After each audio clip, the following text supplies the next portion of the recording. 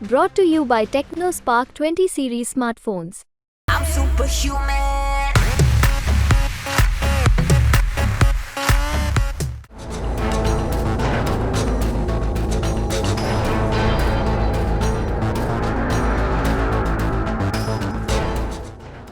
तालिबान और ईरान के बीच एक बार फिर विवाद बढ़ सकता है, क्योंकि इस बार ईरान ने तालिबान को ऐसी जगह छोड़ दी है जिससे उसकी छवि और बिगड़ सकती है।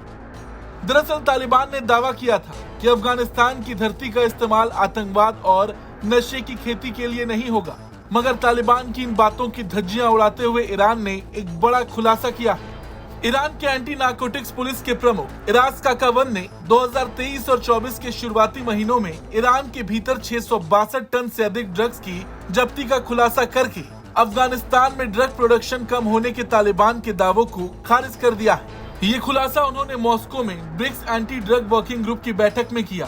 काकावन ने अफगानिस्तान से आने वाले ड्रग्स की लगातार तस्करी और पारगमन के मुद्दों पर भी जोर दिया। उन्होंने सूचना साझा करने और एंटी नारकोटिक्स स्ट्रेटेजीज जैसे क्षेत्रों में ब्रिक्स देशों के साथ सहयोग बढ़ाने की ईरान की इच्छा पर भी प्रकाश डाला है। ईरान, जिसकी ब्रिक्स सदस्यता को पिछले साल मंजूरी दी गई थी, सक्रिय रूप से उस समूह के साथ जुड़ रहा है जिसमें ब्राजील, रूस, भारत, चीन और दक्षिण अफ्रीका शामिल है। ये जुड़ाव ब्रिक्स वर्किंग ग्रुप में काकावन की पहली भागीदारी का प्रतीक है, जहां उन्होंने ड्रग रिडक्शन में कमी के बारे में तालिबान के दावों को खुली चुनौती दी है।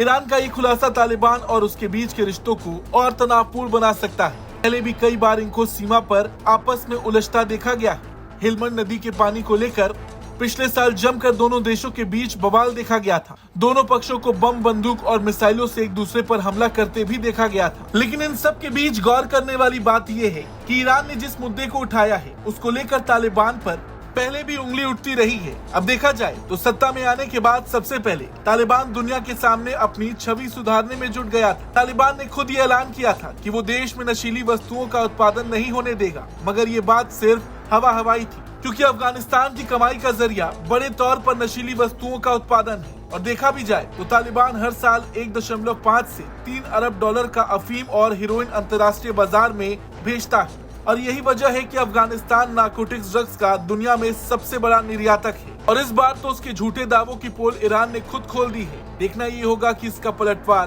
तालिबान कैसे करता है। ब्यूरो रिपोर्ट, भारत तक।